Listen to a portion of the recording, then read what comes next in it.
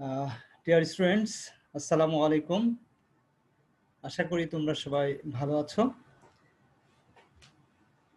National university কর্তৃক আয়োজিত এই অনলাইন ক্লাসে তোমাদের সবাইকে আমি স্বাগত জানাচ্ছি। সাথে আছে আমি মোহাম্মদ বাদশাহ Alamgir, associate professor, department of marketing, Dhaka city college. প্রিয় শিক্ষার্থীবৃন্দ, আজকে মূলত আমি তোমাদের সাথে পঞ্চম লেকচারের কার্যক্রম শুরু করতে যাচ্ছি। তো প্রিয় শিক্ষার্থীবৃন্দ, তো এই পর্যায়ে আজকের ক্লাসে আমি যে বিষয়গুলো মূলত আলোচনা করব সেই বিষয়গুলো আমি আমার শেয়ার স্ক্রিনের মাধ্যমে তোমাদের সাথে শেয়ার করবো ইনশাআল্লাহ।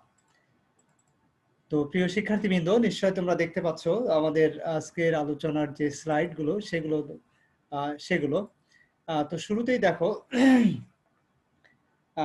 যেটা আসছে। আজকে আমরা মূলত দুইটা চ্যাপ্টার নিয়ে আলোচনা করব।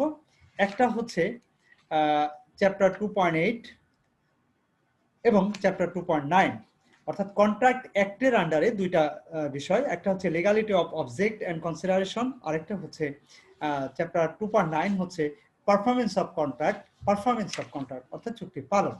তো প্রিয় শিক্ষার্থীবৃন্দ, এই দুইটা চ্যাপ্টার নিয়ে মূলত আমরা আমাদের আজকের ক্লাসে আলোচনা করব ইনশাআল্লাহ। তো ডিয়ার স্টুডেন্ট, তো চলো যাওয়া যাক, আজকের আলোচনাগুলো আমরা ধারাবাহিকভাবে ইনশাআল্লাহ শুরু করি। তো আজকে প্রথমে আমরা চ্যাপ্টার 2.8 এর যে টপিকগুলো নিয়ে আলোচনা করব সেটা হচ্ছে contract with unlawful consideration and object, contract oppose to public policy, আরেকটা হচ্ছে object or consideration unlawful part. তো এই তিনটা বিষয় আসবে আমাদের এই চ্যাপ্টার থেকে। তো এরপরে যেটা আসছে সেটা হচ্ছে 2.9 থেকে পারফরমেন্স অফ কন্ট্রাক্ট। এখানে মূলত অনেকগুলো টপিক আছে, সেই টপিকগুলো আমরা আলোচনা করবো ইনশাআল্লাহ। তো ধারাবাহিকভাবে আমরা এই টপিকগুলো এখন আলোচনা করব। তো শুরুতেই হচ্ছে chapter 2.8, legality of object and consideration. তো প্রিয় শিক্ষার্থীবৃন্দ, তো প্রথমে যে টপিকটা আসছে সেটা হচ্ছে contract with unlawful consideration and object. Contract with unlawful consideration and object, অর্থাৎ আনলফুল কনসিডারেশন মানে কি?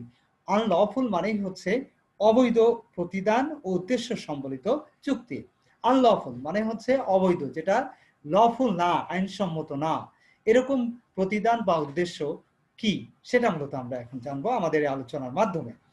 তো প্রিয় শিক্ষার্থীবৃন্দ, একটু খেয়াল করে দেখি আমরা অবৈধ প্রতিদান বা উদ্দেশ্য আসলে কি জিনিস সেটা আমরা একটু শুরুতে জেনে নিই। দেখো, আইনসম্মত প্রতিদান আইনসম্মত প্রতিদান ও উদ্দেশ্য বৈধ চুক্তির একটি অপরিহার্য উপাদান। কোন চুক্তির প্রতিদান উদ্দেশ্য বৈধ না হলে ওই চুক্তি বাতিল বলে গণ্য হয়।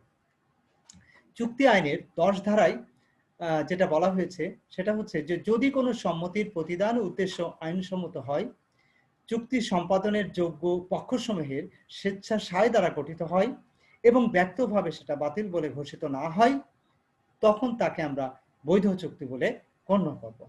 আর এই সংজ্ঞা অনুসারে নিম্নলিখিত ক্ষেত্রে চুক্তির প্রতিদান বা উদ্দেশ্য অবৈধ বলে গণ্য হবে। সেটা কি কি? দেখো প্রিয় শিক্ষার্থীবৃন্দ, when consideration or object is forbidden by law, অর্থাৎ আইনের দ্বারা যেটা নিষিদ্ধ হবে, তখন when consideration or object defeat the provision of any law, অর্থাৎ প্রতিদান বা উদ্দেশ্য এমন হবে যে তা অনুমোদনের ফলে আইনের কোনো বিধান ব্যর্থ হবে, অথবা when consideration or object is fraudulent, অর্থাৎ যখন কোনো প্রতিদান বা উদ্দেশ্য যখন প্রতারণার উদ্দেশ্য হবে, ফ্রাউডুলেন্ট হবে, প্রতারণামূলক হবে। দেন এরপরে আসছে when consideration or object involves injury to the person or property to another, অর্থাৎ প্রতিদান উদ্দেশ্য কোনো ব্যক্তি বা তার সম্পত্তির জন্য ক্ষতিকারক হবে। ঠিক আছে, এরকম পরিস্থিতিতে। অথবা বলছে when the court regards that the consideration and object is immoral and opposed to public policy, that means আদালত প্রতিদান বা উদ্দেশ্যকে নীতি বিবর্জিত বা জনস্বার্থ বিরোধী বলে যদি মনে করে। এই সকল পরিস্থিতিতে মূলত চুক্তির যে অপরিহার্য উপাদান, চুক্তির প্রতিদান এবং উদ্দেশ্য অবৈধ হিসেবে গণ্য হবে। প্রিয় শিক্ষার্থীবৃন্দ, তো এখন আমরা চলে যাই নেক্সট টপিকে, contract oppose to public policy. Contract oppose to public policy অর্থাৎ জনস্বার্থ বিরোধী চুক্তি সমূহ। অর্থাৎ জনস্বার্থ বিরোধী চুক্তি সমূহ কি কি, যে স্বার্থগুলো বা যে চুক্তিগুলো আসলে জনস্বার্থ বিরোধী অর্থাৎ জনগণের স্বার্থের পরিপন্থী, সেই চুক্তি সমূহ কি কি হতে পারে। তো সেটা আমরা আমাদের এই আলোচনার মাধ্যমে জানার চেষ্টা করব। তো প্রিয় শিক্ষার্থীবৃন্দ, দেখো প্রথম যেটা আসছে সেটা হচ্ছে number 1, business agreement with an alien enemy, অর্থাৎ বিদেশি শত্রুর সাথে ব্যবসা করার চুক্তি। বিদেশি শত্রু অর্থাৎ এরকম আছে না, এক দেশের সাথে আরেক দেশের যুদ্ধ একটা ভাব, যুদ্ধ পরিস্থিতি, বা দেখা যাচ্ছে এই দেশ ওই দেশের কোনো ভালো মন্দের বিষয়ে তারা মানে ইয়ে করতে পারে না, সবসময় একটা ইয়ে ভাব থাকে। তো এরকম যদি কোনো দেশের সাথে যদি কোনো ব্যবসায়ী বা কোনো ব্যক্তি যদি সেই দেশের কোনো ব্যবসায়ী বা ব্যক্তির সাথে যদি কোনো চুক্তি করে, তাহলে সেই চুক্তিও কিন্তু জনস্বার্থ বিরোধী চুক্তি হিসেবে গণ্য হবে। দেন 2 নম্বর যেটা আসছে সেটা হচ্ছে কন্ট্রাক্ট ফর স্ট্রাইফিং প্রসিকিউশন, অর্থাৎ আদালতের বিচারে প্রতিবন্ধকতা সৃষ্টিকারী চুক্তি। অর্থাৎ আদালত যদি মনে করে, অর্থাৎ কোনো চুক্তি আদালত যদি মনে করে যে এই চুক্তিটা হচ্ছে প্রতিবন্ধকতা সৃষ্টি করতে পারে আদালতের বিচার কার্যক্রমে, সেটা যদি এরকম মনে হয়, তাহলে সেই চুক্তিও কিন্তু জনস্বার্থ বিরোধী চুক্তি হিসেবে গণ্য হবে। দেন 3 নম্বর যেটা আসছে সেটা হচ্ছে contract for misuse of legal process, অর্থাৎ মিসইউজ অফ লিগাল প্রসেস অর্থাৎ আইনের কার্যধারার অপব্যবহারের চুক্তি। অর্থাৎ যদি এরকম হয় যে কোনো চুক্তির মাধ্যমে আইনের যে কার্যধারা সেটার আসলে অপব্যবহার হবে, যদি এরকম হয়, এরকম পরিস্থিতির সৃষ্টি হয়, তাহলে সেই চুক্তিও কিন্তু জনস্বার্থ বিরোধী চুক্তি হিসেবে গণ্য হবে। দেন 4 নম্বর যেটা আসছে number 4, contract for traffic in public offices, honours and titles. That means এখানে কি বোঝাতে চাইছে, বলা হচ্ছে যে সরকারি চাকরি, মর্যাদা বা খেতাব ক্রয় বিক্রয়ের চুক্তি। অর্থাৎ সরকারি চাকরি, মর্যাদা বা খেতাব ক্রয় বিক্রয়ের, অর্থাৎ এই জিনিসগুলো, অর্থাৎ সরকারি চাকরি অনেক সময় দেখবা কেনার বিষয়টা আসে, অর্থাৎ সরকারি চাকরি টাকার মাধ্যমে, ঘুষের মাধ্যমে দেখা যাচ্ছে যে সরকারি চাকরি নেওয়ার চুক্তি, অথবা কোনো মর্যাদা, কোনো সম্মান, সেটাও যদি আমরা টাকার বিনিময়ে কেনার চুক্তি করি, অথবা কোনো খেতাব, স্ট্যাটাস, সেটাও যদি আমরা ক্রয় করার জন্য চুক্তি করি টাকার বিনিময়ে, তাহলে সেটাও কিন্তু আসলে জনস্বার্থ বিরোধী চুক্তি হিসেবে গণ্য হবে। প্রিয় শিক্ষার্থী, নেক্সট যেটা আসছে সেটা হচ্ছে number 5, contract creating an interest oppose to duty, অর্থাৎ কর্তব্য পরিপন্থী স্বার্থ সৃষ্টিকারী চুক্তি। অর্থাৎ কর্তব্য পরিপন্থী বলতে এখানে কি বোঝানো হচ্ছে সেটা আমাদেরকে বুঝতে হবে। অর্থাৎ আমাদের যেটা দায়িত্ব ছিল, কর্তব্য ছিল, সেটা পালন হতে যদি বিচ্যুত হতে বাধ্য করা হয়, সেরকম পরিস্থিতিতে যদি কোনো চুক্তি প্রতিষ্ঠিত হয়, তাহলে সেই চুক্তিও বাতিল চুক্তি হিসেবে গণ্য হবে। তো প্রিয় শিক্ষার্থীবৃন্দ, নেক্সট যেটা আসছে number 6, contract in restrain of personal freedom, অর্থাৎ ব্যক্তি স্বাধীনতায় প্রতিবন্ধকতা সৃষ্টিকারী চুক্তি। অর্থাৎ এক্ষেত্রে বলছে যে কোনো চুক্তি দেখা যাচ্ছে যে আমাদের যে ব্যক্তি স্বাধীনতা, সেই ব্যক্তি স্বাধীনতাকে হরণ করা হয়, যদি এরকম হয়, তাহলে সেই চুক্তিও কিন্তু জনস্বার্থ বিরোধী চুক্তি হিসেবে গণ্য হবে। অ্যান্ড দেন যেটা আসছে সেটা হচ্ছে number 7, contract in restrain of parental rights, অর্থাৎ পিতামাতার অধিকারে প্রতিবন্ধকতা সৃষ্টিকারী চুক্তি। ডিয়ার স্টুডেন্টস, যদি এরকম হয় যে পিতামাতার যে অধিকার, সেই অধিকার সৃষ্টি করার ক্ষেত্রেও প্রতিবন্ধকতা সৃষ্টি করে, এরকম কোন চুক্তি যদি প্রতিষ্ঠিত হয়, তাহলেও সেটা কিন্তু তোমার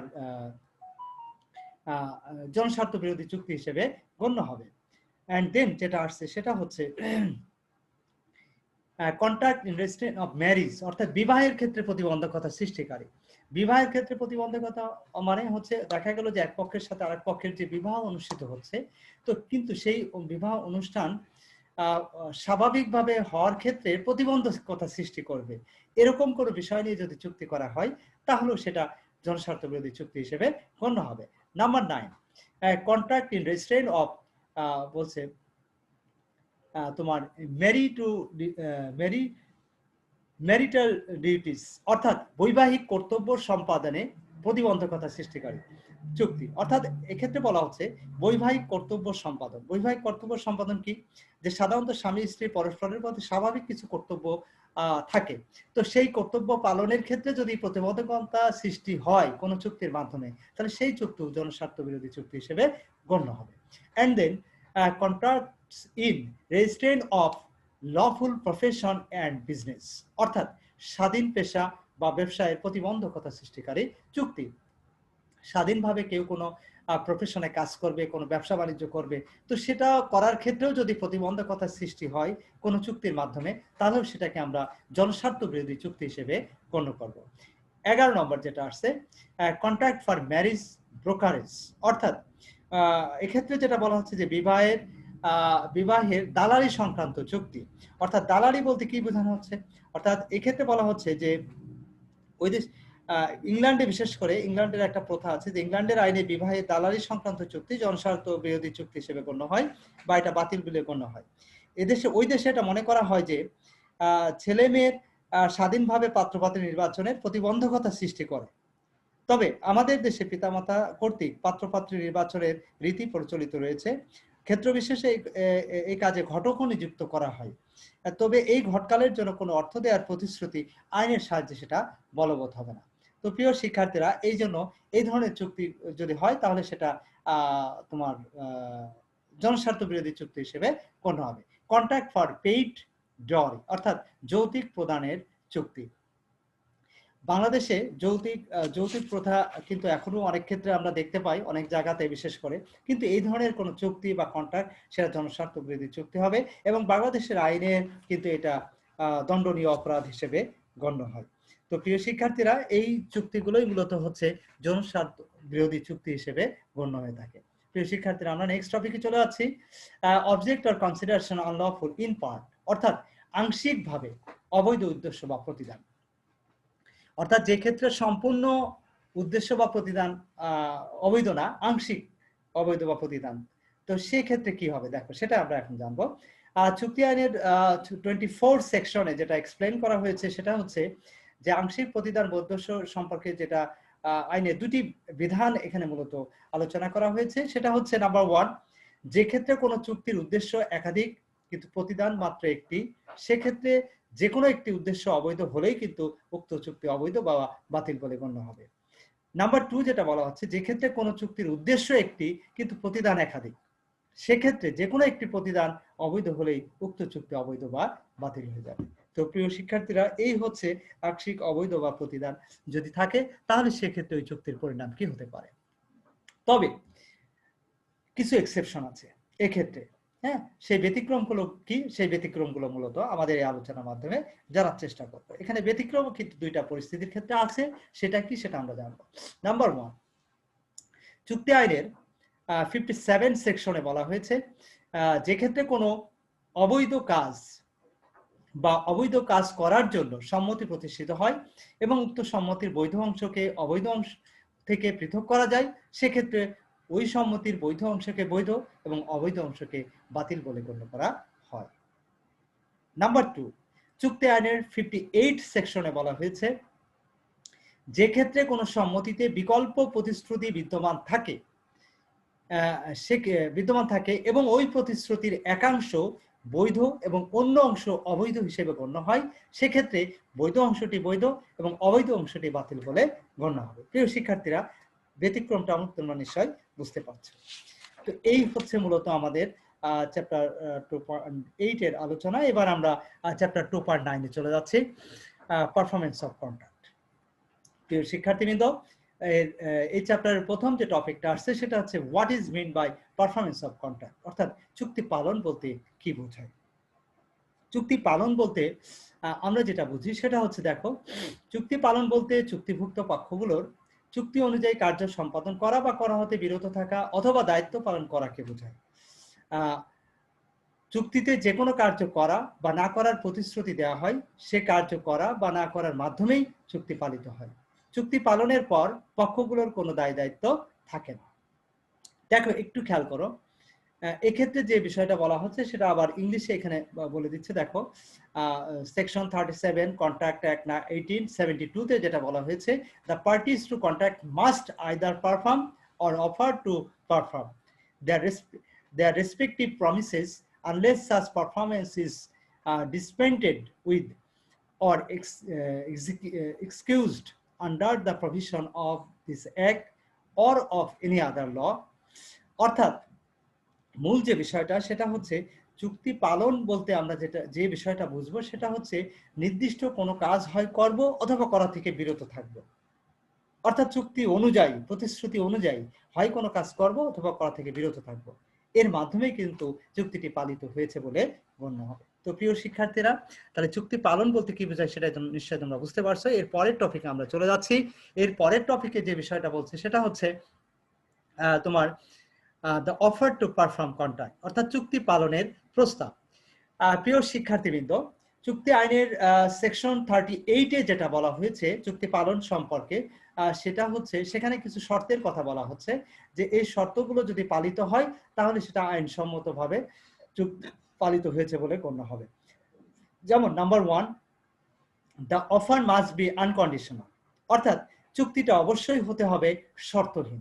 কোনো শর্ত যুক্ত থাকলে কিন্তু সেই প্রস্তাবটা তোমার আসলে হিসেবে চুক্তি পালন হিসেবে গণ্য হবে না। Number 2, offer must be made at a proper place and time, অর্থাৎ প্রস্তাব অবশ্যই যথাস্থানে এবং যথা সময়ে করতে হবে। অর্থাৎ আমরা যে অফারটা করি কোনো চুক্তি পালন করার জন্য, সেটা যদি যথা সময়ে এবং যথাস্থানে না হয়ে অপাত্রে যদি আমরা চুক্তি পালনের প্রস্তাব করি তাহলে কিন্তু হবে না। এই জন্য বলা হচ্ছে যথাস্থানে এবং যথা সময়ে, যুক্তিসঙ্গত সময়ে সেটা হতে হবে, আদারওয়াইজ কিন্তু সেটা পালনযোগ্য হবে না। Number 3, reasonable opportunity to inspect, অর্থাৎ রিজনেবল অপরচুনিটি টু ইন্সপেক্ট, এটার অর্থ কি? এটার অর্থ হচ্ছে রিজনেবল অর্থাৎ যুক্তিসঙ্গত সুযোগ প্রদান। যুক্তিসঙ্গত সুযোগ প্রদান বলতে আমরা কি বুঝি? যুক্তিসঙ্গত সুযোগ প্রদান বলতে আমরা যেটা বুঝি সেটা হচ্ছে যে চুক্তি পালন করার জন্য যে যতটুকু সময় দেওয়া প্রয়োজন, যতটুকু সুযোগ দেওয়া প্রয়োজন সেটা যথাযথভাবে প্রদান করতে হবে, তাহলেই কিন্তু চুক্তি পালন করা সম্ভব হবে। নাম্বার দেখা হচ্ছে 4, offer in accordance of several promisee, অর্থাৎ অফার অবশ্যই একাধিক প্রতিশ্রুতি গ্রহীতার ক্ষেত্রে প্রস্তাব হবে। অর্থাৎ এখানে একাধিক প্রতিশ্রুতি গ্রহীতার ক্ষেত্রে প্রস্তাব, অর্থাৎ এক্ষেত্রে বলা হচ্ছে যে চুক্তি আইনের যে ক্ষেত্রে কোনো চুক্তিতে একাধিক প্রতিশ্রুতি গ্রহীতা থাকে সেক্ষেত্রে তাদের যে কোনো একজনের নিকট চুক্তি পালনের প্রস্তাব করলেই তার সকলের নিকট করা হয়েছে বলে গণ্য হবে। প্রিয় শিক্ষার্থীরা, নিশ্চয় বিষয়টা ক্লিয়ার তোমাদের কাছে। আর লাস্ট ওয়ান যেটা আসছে সেটা হচ্ছে number 5, offer to perform of partial promise, অর্থাৎ আংশিক প্রতিশ্রুতি পালনের প্রস্তাব। তো আংশিক প্রতিশ্রুতি পালন বলতে কি বোঝাচ্ছে? আংশিক প্রতিশ্রুতি পালন বলতে এখানে যেটা বোঝানো হয়েছে সেটা হচ্ছে যে চুক্তি পালনের ক্ষেত্রে আংশিক প্রতিশ্রুতি পালনের প্রস্তাব আইনসম্মত বলে গণ্য হয় না। অর্থাৎ এক্ষেত্রে পুরাটাই কিন্তু পালন করতে হবে। হ্যাঁ, তা না হলে কিন্তু সম্পূর্ণটাই পালন করতে হবে। এখানে অর্ধেক পালন করব আর অর্ধেক পালন করব না, সেটা কিন্তু আইনসম্মত হবে না। তো এই ছিল মূলত চুক্তি পালনের প্রস্তাব সম্পর্কিত আইনের বিধান। তো প্রিয় শিক্ষার্থীরা, এর পরের টপিকে আমরা চলে যাচ্ছি, who is to perform the contract, কে আসলে চুক্তি পালন করবে, চুক্তিটা আসলে কে পালন করবে সেটা আমরা একটু আমাদের এই আলোচনার মাধ্যমে স্পষ্ট হওয়ার চেষ্টা করি। দেখো, কে চুক্তি পালন করবে তা মূলত নির্ভর করে চুক্তির গঠন, প্রকৃতি এবং পক্ষগুলোর অভিপ্রায়ের উপর।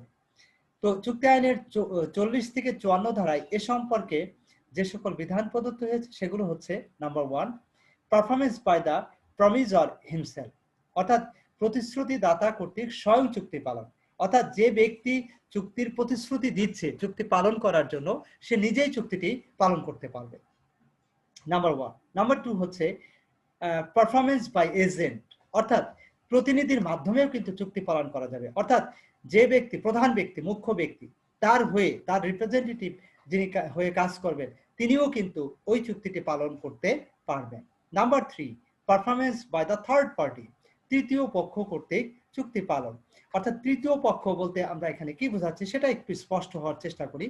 দেখো, আইনে যেটা বলা হয়েছে যে ক্ষেত্রে প্রতিশ্রুতি গ্রহীতা কোনো তৃতীয় পক্ষ কর্তৃক কার্য সম্পাদন বা চুক্তি পালন গ্রহণ করে সেক্ষেত্রে সে পরবর্তীতে প্রতিশ্রুতি দাতার নিকট চুক্তি পালন দাবি করতে পারে না।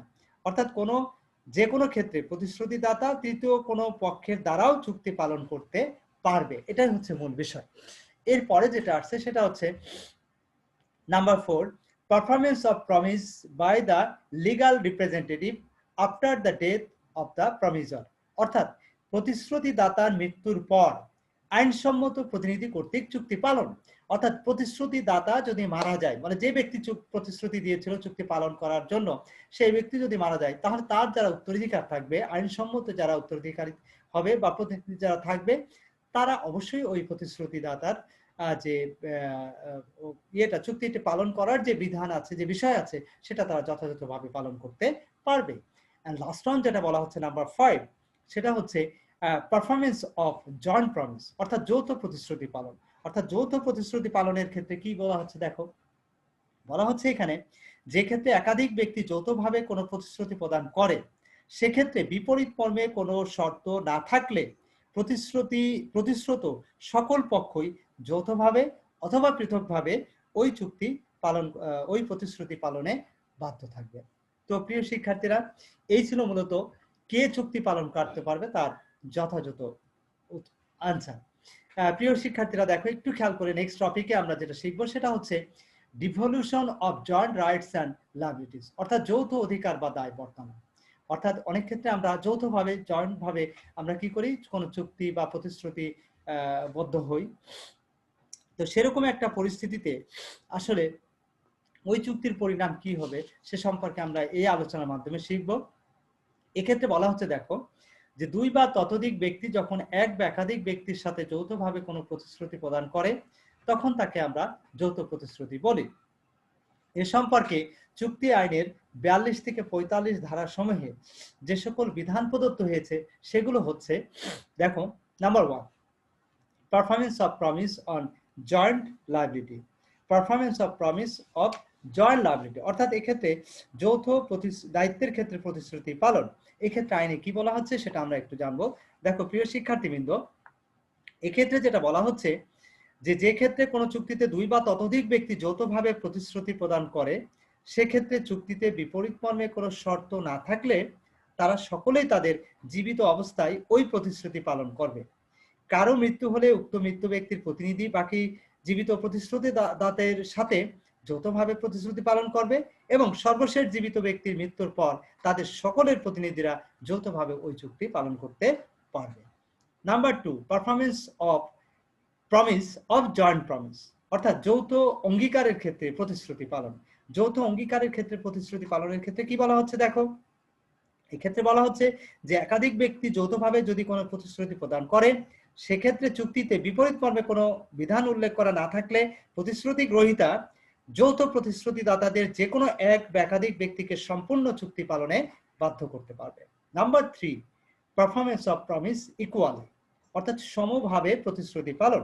এক্ষেত্রে বলা হচ্ছে যে চুক্তিতে বিপরীত মর্মে কিছু যদি উল্লেখ করা না থাকে, তাহলে যৌথ প্রতিশ্রুতির ক্ষেত্রে প্রতিশ্রুতি দাতাগণ প্রত্যেকে সমানভাবে উক্ত চুক্তি পালনে বাধ্য থাকবে। Number 4, sharing of loss for non performance of promise, অর্থাৎ এক্ষেত্রে বলা হচ্ছে যে ক্ষেত্রে চুক্তি দুই বা ততোধিক প্রতিশ্রুতি দাতাদের মধ্যে কোনো একজন চুক্তি পালনে অসমর্থ হয়, সেক্ষেত্রে বাকি যৌথ প্রতিশ্রুতি দাতাগণ উক্ত ব্যক্তির অসমর্থতার কারণে শ্রেষ্ঠ ক্ষতি সমানভাবে পূরণে বাধ্য থাকবে। প্রিয় শিক্ষার্থীবৃন্দ, 5 নম্বরে যেটা বলা হচ্ছে effects of release of liability, অর্থাৎ দায় অব্যাহতির পরিণাম। অর্থাৎ দায় যদি অব্যাহতি দেওয়া হয় তাহলে সেক্ষেত্রে কি বলা হচ্ছে দেখো, এক্ষেত্রে বলা হচ্ছে দুই বা ততোধিক ব্যক্তি যৌথ প্রতিশ্রুতি প্রদান করে, সেক্ষেত্রে প্রতিশ্রুতি গ্রহীতা যৌথ প্রতিশ্রুতি দাতার মধ্যে হতে যে কোনো একজনকে তার দায় হতে অব্যাহতি দিলে অন্যান্য প্রতিশ্রুতি দাতাগণ ওই দায় হতে ওই দায় হতে অব্যাহতি পায় না। আবার যে প্রতিশ্রুতি দাতাকে দায় হতে অব্যাহতি দেওয়া হয়েছে তার যদি অন্যান্য প্রতিশ্রুতি দাতাদের নিকট কোনো দায় থাকে, সেও কিন্তু ওই দায় হতে অব্যাহতি পাবে না। প্রিয় শিক্ষার্থীরা, এটা হচ্ছে আইনের কথা, এখানে কিন্তু নিজের মতো করে বলার কোনো অপশন নাই। প্রিয় শিক্ষার্থীবৃন্দ, লাস্ট ওয়ান যেটা বলা হচ্ছে দেখো, নাম্বার 6, এনি প্রমিসেস ডেথ আপন জয়েন্ট প্রমিসেস জয়েন্ট প্রমিস, অর্থাৎ যৌথ প্রতিশ্রুতির ক্ষেত্রে কোনো প্রতিশ্রুতি গ্রহীতার মৃত্যু। অর্থাৎ এক্ষেত্রে বলা হচ্ছে যৌথ প্রতিশ্রুতির ক্ষেত্রে কোনো প্রতিশ্রুতি গ্রহীতার মৃত্যু যদি হয়, তাহলে সেক্ষেত্রে আইনে কি বলা হচ্ছে সেটা আমরা একটু দেখে নিই। সেক্ষেত্রে বলা হচ্ছে যৌথভাবে প্রতিশ্রুতি প্রদান করলে সেক্ষেত্রে চুক্তিতে বিপরীত মর্মে যদি কোনো অভিপ্রায় ব্যক্ত না করা হয়, সেক্ষেত্রে সকল প্রতিশ্রুতি দাতাগণ একত্রে উক্ত প্রতিশ্রুতি পালনের জন্য দাবি করতে পারে, এক্ষেত্রে কোনো একজন প্রতিশ্রুতি গ্রহীতার মৃত্যু হলে তার আইনগত প্রতিনিধি অন্যান্য জীবিত প্রতিশ্রুতি গ্রহীতাদের সাথে, অথবা সর্বশেষ জীবিত প্রতিশ্রুতি গ্রহীতার মৃত্যু হলে সকলের আইনগত প্রতিনিধি যৌথভাবে উক্ত প্রতিশ্রুতি পালনের দাবি করতে পারবে। তো প্রিয় শিক্ষার্থীরা, এই ছিল মূলত যৌথ অধিকার বা দায় বর্তানোর বিষয়। নেক্সট যে টপিকটা আসছে সেটা হচ্ছে রিসিপ্রোকাল প্রমিস, অর্থাৎ পারস্পরিক প্রতিশ্রুতি বলতে আমরা কি বুঝি। প্রিয় শিক্ষার্থীবৃন্দ, পারস্পরিক প্রতিশ্রুতি হচ্ছে যখন এক পক্ষ অপর কোনো পক্ষ কর্তৃক কোনো কাজ করা বা না করার প্রতিশ্রুতির প্রদান হিসেবে কোনো কাজ করা বা না করার প্রতিশ্রুতি প্রদান করে, তখনই তাকে পারস্পরিক প্রতিশ্রুতি বলে। এ সম্পর্কে চুক্তি আইনের 2 ধারাতে যেটা বলা হয়েছে সেটা হচ্ছে যখন কোনো পক্ষ অপর পক্ষের কোনো কাজ করা বা করা হতে বিরত থাকার প্রতিশ্রুতির বিপক্ষে প্রতিদান হিসাবে অনুরূপ কাজ করা বা না করা হতে বিরত থাকার প্রতিশ্রুতি প্রদান করে, তখনই মূলত তাকে আমরা পারস্পরিক প্রতিশ্রুতি বা রিসিপ্রোকাল প্রমিস বলে থাকি। প্রিয় শিক্ষার্থীরা, তাহলে আমরা পারস্পরিক প্রতিশ্রুতি বা রিসিপ্রোকাল প্রমিস কাকে বলে সেটা আমরা জানলাম। এরপরে যেটা শিখবো সেটা হচ্ছে rules regarding the performance of reciprocal promise, অর্থাৎ পারস্পরিক প্রতিশ্রুতি পালন সম্পর্কিত আইনের বিধান। এ সম্পর্কে আইনের কিছু বিধান আছে, সেই বিধানগুলো মূলত আমরা এখন জানবো। প্রিয় শিক্ষার্থীরা, চুক্তি আইনের 51 হতে 54 এবং 56 থেকে 57 এই ধারাতে এই বিধানগুলো সম্পর্কে এক্সপ্লেন করা হচ্ছে। সেখানে যেটা বলা হচ্ছে, নাম্বার 1 দেখো যে liability for performance of reciprocal promise at A time, অর্থাৎ একই সময়ে পারস্পরিক প্রতিশ্রুতি পালনের দায়। অর্থাৎ একই সময়ে যদি পারস্পরিক প্রতিশ্রুতি পালনের দায় থাকে, তাহলে সেক্ষেত্রে বলা হচ্ছে যেটা যে যখন পারস্পরিক প্রতিশ্রুতি একই সময়ে পালিত হবে এই মর্মে চুক্তি সম্পাদিত হয়, তখন প্রতিশ্রুতি গ্রহীতা তার প্রতিশ্রুতি পালনের প্রস্তুত বা ইচ্ছুক না হলে প্রতিশ্রুতি দাতাকে তার নিজ প্রতিশ্রুতি পালনের প্রয়োজন হয় না। প্রিয় শিক্ষার্থীরা, নেক্সট যেটা আসছে 2 number, performance of promise in order, অর্থাৎ ক্রম পর্যায়ে প্রতিশ্রুতি পালন। যদি এরকম থাকে যে ক্রম পর্যায়ে চুক্তি পালন করার কোনো বিষয় এই মর্মে চুক্তিতে সুনির্দিষ্টভাবে যদি উল্লেখ করা থাকে, সেক্ষেত্রে তা ক্রম অনুযায়ী পালন করতে হবে। আর সেক্ষেত্রে যদি ক্রম পর্যায়ে চুক্তি পালিত বিষয়ে চুক্তিতে সুনির্দিষ্টভাবে কোনো কিছু উল্লেখ না থাকে, তাহলে সেক্ষেত্রে কিন্তু প্রতিশ্রুতি ক্রম পর্যায়ে পালন করতে হবে, এরকম কোনো বিধান নাই। 3 নম্বর যেটা বলা হচ্ছে ইফেক্ট অফ প্রিভেন্টিং পারফরমেন্স, অর্থাৎ প্রতিশ্রুতি পালনে বাধা দেওয়ার পরিণাম। অর্থাৎ এক্ষেত্রে বলা হচ্ছে যে প্রতিশ্রুতি যদি কেউ কোনো পালন করার ক্ষেত্রে যদি বাধা দান করে, তখন বাধাপ্রাপ্ত পক্ষের ইচ্ছা অনুসারে উক্ত চুক্তিটি কিন্তু বাতিল হয়ে যাবে, এবং বাধাপ্রাপ্ত পক্ষ চুক্তিটি পালিত না হওয়ার কারণে ক্ষতিগ্রস্ত হলে অপর পক্ষের নিকট হতে সে উক্ত ক্ষতিপূরণ পাওয়ার অধিকারী হবে। প্রিয় শিক্ষার্থীরা, এই হচ্ছে মূলত মূল বিষয়। এরপরে যেটা আসছে সেটা হচ্ছে 3 নম্বর গেল। 4 নম্বর যেটা আসছে অসম্ভব কার্য, মানে promise to perform impossible act, অর্থাৎ অসম্ভব কোনো কার্য সম্পাদনের প্রতিশ্রুতি। অসম্ভব কোনো কার্য সম্পাদন করার উদ্দেশ্যে যদি কোনো প্রতিশ্রুতি দেওয়ার বিষয় থাকে, তাহলে সেক্ষেত্রে কি বলা হচ্ছে সেটা একটু আমরা দেখে নিই।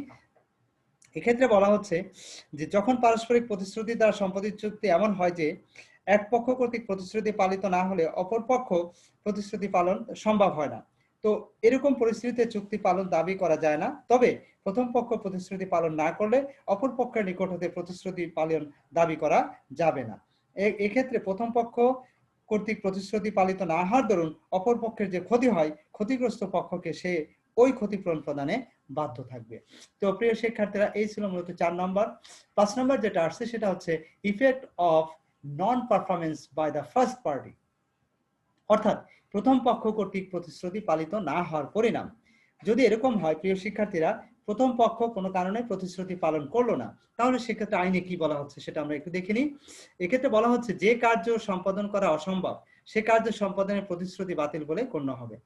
আবার যে ক্ষেত্রে চুক্তি সম্পাদনকালে কোনো কার্য সম্পাদন সম্ভব ছিল কিন্তু কিন্তু পরবর্তীতে প্রতিশ্রুতার ইচ্ছার বাইরে কোনো কারণে তা পালন সম্ভব বা অসম্ভব অবৈধ হয়, সেক্ষেত্রেও সেটা বাতিল হিসেবে গণ্য হবে। প্রিয় শিক্ষার্থীরা, এরপরে যেটা আসছে সেটা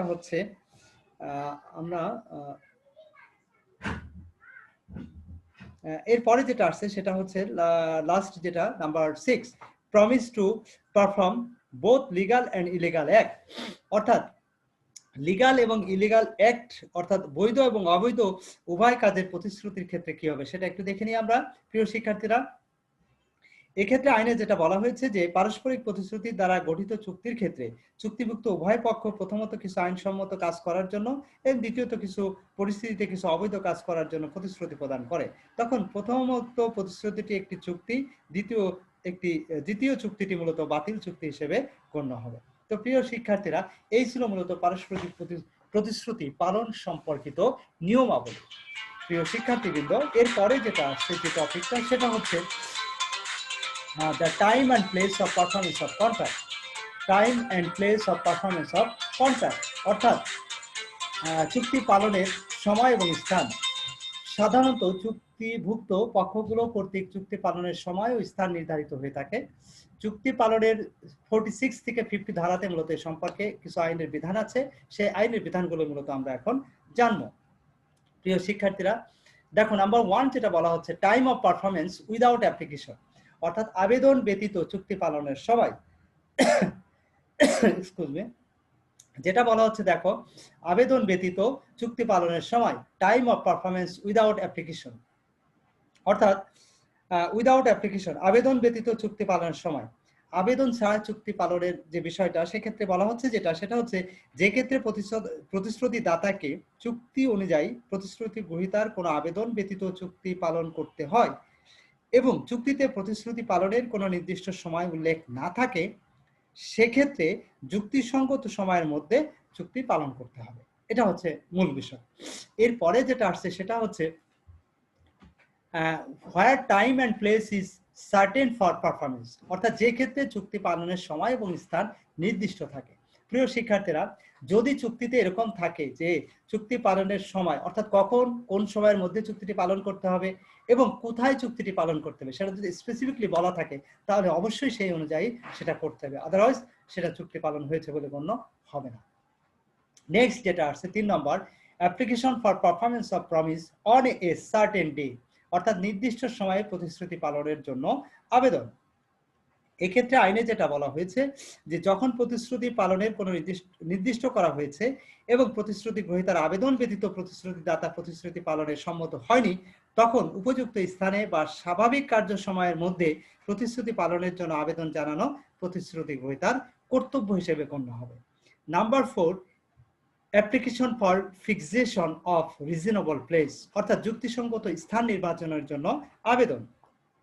প্রিয় শিক্ষার্থীবৃন্দ, এক্ষেত্রে আইনে যেটা বলা হয়েছে সেটা হচ্ছে যে যখন প্রতিশ্রুতি গ্রহীতার আবেদন ছাড়াই প্রতিশ্রুতি পালন করতে হয়, প্রতিশ্রুতি পালনের কোনো স্থান নির্দিষ্ট থাকে না, তখন প্রতিশ্রুতি গ্রহীতার কর্তব্য হলো প্রতিশ্রুতি গ্রহীতার নিকট প্রতিশ্রুতি পালনের যুক্তিসঙ্গত স্থান নির্বাচন করার জন্য আবেদন করা এবং ওই স্থানেই প্রতিশ্রুতি পালন করা। তো প্রিয় শিক্ষার্থীবৃন্দ, এই হচ্ছে মূলত আমাদের যুক্তিসঙ্গত স্থান নির্বাচনের আবেদনের বিষয়। আর নাম্বার 5 যেটা বলা হচ্ছে সেটা হচ্ছে যে প্রতিশ্রুতি গ্রহীতার অনুমোদন ক্রমে পালন, অর্থাৎ প্রতিশ্রুতি গ্রহীতার অনুমোদনের মাধ্যমে আমরা যেটা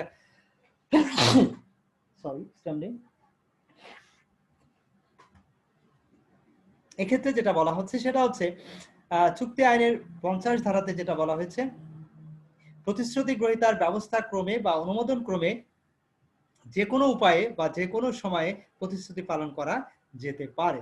তো প্রিয় শিক্ষার্থীরা, এই ছিল মোটামুটি আমাদের চুক্তি পালনের সময় এবং স্থান সংক্রান্ত আইনের বিধান। নেক্সট যে টপিকটা আসছে সেটা হচ্ছে effects of non performance promise within stipulated time, অর্থাৎ নির্দিষ্ট সময়ের মধ্যে প্রতিশ্রুতি পালন না করার পরিণাম। প্রিয় শিক্ষার্থীরা, যদি নির্দিষ্ট সময়ের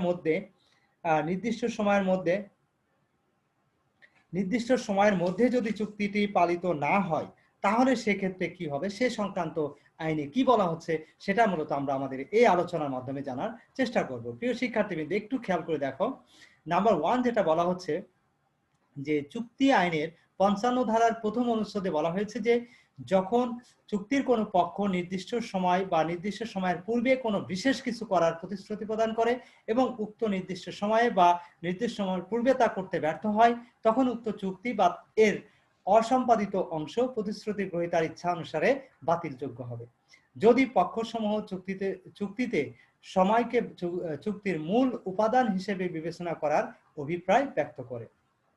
নাম্বার 2 বলা হচ্ছে, দেখো চুক্তি আইনের 55 এর 2 অনুচ্ছেদে যেটা বলা হচ্ছে সেটা হচ্ছে, যদি চুক্তিতে পক্ষসমূহের এমন কোনো অভিপ্রায় না থাকে যে চুক্তির মূল উপাদান হিসেবে বিবেচিত হবে, তবে নির্দিষ্ট সময়ে বা নির্দিষ্ট সময়ের পূর্বে কাজ সম্পাদনে ব্যর্থতার জন্য চুক্তি বাতিলযোগ্য হয় না।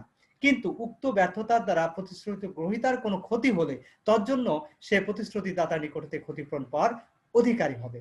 তো প্রিয় শিক্ষার্থীরা, 3 নম্বর যেটা বলা হচ্ছে যে চুক্তি আইনের 55 এর 3rd অনুচ্ছেদে যেটা বলা হয়েছে সেটা হচ্ছে, যে ক্ষেত্রে প্রতিশ্রুত সময়ে চুক্তি পালনে প্রতিশ্রুতি দাতার ব্যর্থতার জন্য চুক্তি বাতিলযোগ্য হয় এবং সেক্ষেত্রে পরবর্তী কোনো সময়ে যদি প্রতিশ্রুতি দাতা উক্ত প্রতিশ্রুতি পালন করে এবং প্রতিশ্রুতি গ্রহীতা তা গ্রহণ করে, তবে বিলম্বের ফলে প্রতিশ্রুতি গ্রহীতার যে ক্ষতি হয়েছে উক্ত ক্ষতিপূরণ সে দাবি করতে পারবে না, যদি চুক্তি সম্পাদনকালে এইরূপ ক্ষতিপূরণের কোনো অভিপ্রায় প্রকাশ করা না হয়। প্রিয় শিক্ষার্থীরা, নিশ্চয় তোমরা বুঝতে পারছো যে নির্দিষ্ট সময়ের মধ্যে যদি প্রতিশ্রুতি পালন না করা হয় তাহলে তার পরিণাম বা ইফেক্টসটা আসলে কি হতে পারে। প্রিয় শিক্ষার্থীবৃন্দ, নিশ্চয় তোমাদের কাছে এই বিষয়টা একদম স্পষ্ট হয়ে গেছে। আমরা এই পর্যায়ে নেক্সট টপিকে চলে যাব। আমাদের যে আলোচনা আছে সেটা হচ্ছে contract which need not to be perform, অর্থাৎ যে সকল চুক্তি পালন করার প্রয়োজন নেই। প্রিয় শিক্ষার্থীবৃন্দ, এটাই হচ্ছে আমাদের আজকের আলোচনার লাস্ট টপিক। এক্ষেত্রে যে বিষয়টা বলা হচ্ছে একটু মনোযোগ দিয়ে বোঝার চেষ্টা করতে হবে। যে সকল ক্ষেত্রে চুক্তি পালন করার প্রয়োজন নেই, যে সকল চুক্তি পালন করার প্রয়োজন নেই, কোন চুক্তিগুলো দেখো, চুক্তি আইনের অর্থাৎ কন্ট্রাক্ট অ্যাক্টের 62 and 64 সেকশন and 67 সেকশনে চুক্তি পালন করার প্রয়োজন নেই সে সম্পর্কে উল্লেখ করা হয়েছে এবং এ সম্পর্কে আইনের যে বিধান আছে সেই বিধানগুলো হচ্ছে নাম্বার 1। দেখো কি বলা হচ্ছে এখানে, একটু খেয়াল করো। নাম্বার 1 বলা হচ্ছে ডিসচার্জ বাই মিউচুয়াল এগ্রিমেন্ট, অর্থাৎ পারস্পরিক সম্মতির দ্বারা অব্যাহতি। পারস্পরিক সম্মতির দ্বারা অব্যাহতি অর্থাৎ এই ক্ষেত্রে বলা হচ্ছে চুক্তি আইনের 62 সেকশনে বলা হচ্ছে যে, যদি চুক্তিভুক্ত পক্ষসমূহের কোনো পুরাতন চুক্তির পরিবর্তে কোনো নতুন চুক্তি সম্পাদন করে অথবা ওই চুক্তি রদ করে অথবা চুক্তির পরিবর্তন করে, তবে মূল চুক্তি পালনের প্রয়োজন হয় না। অর্থাৎ এক্ষেত্রে মূল বিষয়টা হচ্ছে যে এক্ষেত্রে যে বিষয়টা আমাদেরকে স্পষ্ট যেটা বোঝাতে চাইছে সেটা হচ্ছে এরকম যে, পুরাতন চুক্তির পরিবর্তে কোনো নতুন চুক্তি যদি সম্পাদন করা হয় অথবা ওই চুক্তি রদ করা হয় অথবা চুক্তির পরিবর্তন করা হয়, তবে মূল চুক্তি পালনের আর প্রয়োজন হয় না। ক্লিয়ার? এটা হচ্ছে মূল বিষয়, অর্থাৎ পারস্পরিক সম্মতির দ্বারা মূল যে চুক্তি সেটা আসলে অব্যাহতি দেওয়া হয় বা পেয়ে যায় সবাই। 2 নম্বর যেটা বলা হচ্ছে সেটা হচ্ছে remit the performance of promise, অর্থাৎ প্রতিশ্রুতি পালনের দাবি পরিহার করা। এক্ষেত্রে যেটা বলা হচ্ছে আইনে সেটা হচ্ছে চুক্তি আইনের 63 সেকশনে যেটা বলা হয়েছে সেটা হচ্ছে যে, যখন প্রতিশ্রুতি গ্রহীতা তাকে প্রদত্ত প্রতিশ্রুতি পালন সম্পূর্ণ বা আংশিক পরিহার করে তখন ওই চুক্তি আর পালনের প্রয়োজন হয় না। অর্থাৎ যখন প্রতিশ্রুতি গ্রহীতার যে প্রতিশ্রুতি সেটা যদি পালন করার বিষয়ে সম্পূর্ণ বা আংশিকভাবে সেটা পরিহার করে নেয় সেটা কিন্তু আর পালন করার প্রয়োজন হয় না। নেক্সট নাম্বার 3 যেটা বলা হয়েছে, প্রিয় শিক্ষার্থীবৃন্দ দেখো একটু খেয়াল করে, সেখানে যেটা বলা হচ্ছে সেটা হচ্ছে এই চুক্তি আইনের 64 ধারায় যেটা বলা হয়েছে সেটা হচ্ছে যে, যখন কোনো পক্ষের ইচ্ছা অনুসারে কোনো চুক্তি বাতিলযোগ্য হয় এবং সে পক্ষ ওই চুক্তি বাতিল ঘোষণা করে তখন অপর পক্ষের ওই চুক্তি পালন করার আর প্রয়োজন হয় না। প্রিয় শিক্ষার্থীরা, নিশ্চয়ই তোমাদের কাছে বিষয়টা স্পষ্ট হয়ে গেছে। এরপরে যে বিষয়টা বোঝাতে চাইছি সেটা হচ্ছে লাস্ট অন নাম্বার 4 যেটা বোঝাতে চাইছি সেটা হচ্ছে যে lack of facilities for performance. Lack of facilities for performance অর্থাৎ চুক্তি পালনের সুযোগের অভাব। চুক্তি পালনের সুযোগের অভাব বলতে কি বোঝানো হয়েছে? প্রিয় শিক্ষার্থীরা দেখো একটু খেয়াল করে, এখানে যে বিষয়টা বোঝানো হয়েছে সেটা হচ্ছে এই যে, চুক্তি পালনের সুযোগের অভাব যদি থাকে, অর্থাৎ সুযোগ পাওয়া যাচ্ছে না চুক্তি পালন করার জন্য, এইরূপ পরিস্থিতিতে আইনের বিধান কি? দেখো এক্ষেত্রে বলা হয়েছে মানে কন্ট্রাক্ট অ্যাক্টের 67 সেকশনে যেটা বলা হচ্ছে সেটা হচ্ছে এই যে যদি প্রতিশ্রুতি গ্রহীতা প্রতিশ্রুতি দাতাকে, দেখো প্রতিশ্রুতি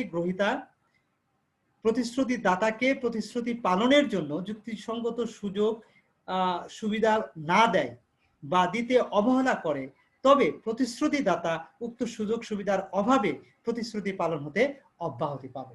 তার মানে আমাকে চুক্তি পালন করার সুযোগই যদি না প্রদান করা হয়, তাহলে সেক্ষেত্রে আমি চুক্তি কিভাবে পালন করব? সেটা তো পসিবল না। এই কারণে ওই চুক্তি পালন করার থেকে আমরা অব্যাহতি পাবো। প্রিয় শিক্ষার্থীরা, এই ছিল মূলত আমাদের আজকের আলোচনা।